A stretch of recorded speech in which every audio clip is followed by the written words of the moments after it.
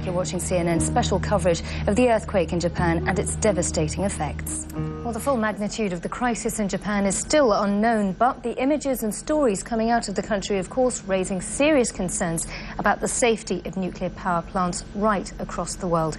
Matthew Chance now joins us from Moscow to explain exactly how the world's atomic regulatory agency, the IAEA, is fielding some of those worries. Matthew, what exactly is the IAEA doing at the moment? I understand they don't actually have anybody on the ground in Japan. Well, Pauline, let's now turn our attention towards Libya, where coalition bombs and missiles continue to rain down. In the daylight, the damage from the airstrikes is becoming clear.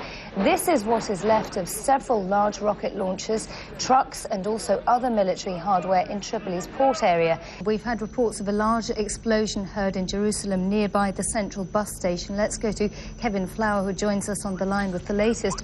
Kevin, what are you hearing?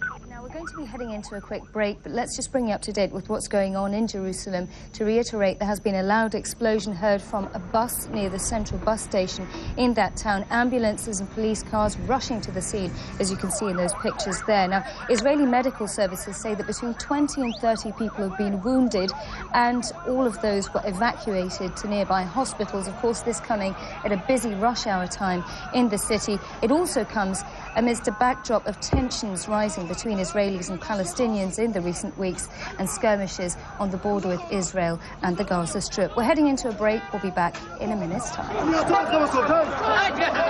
The financial relationship between the United States and Egypt is long and deep and is mostly taken up with military spending. For 30 years, Egypt has been the second biggest recipient of U.S. foreign aid behind Israel.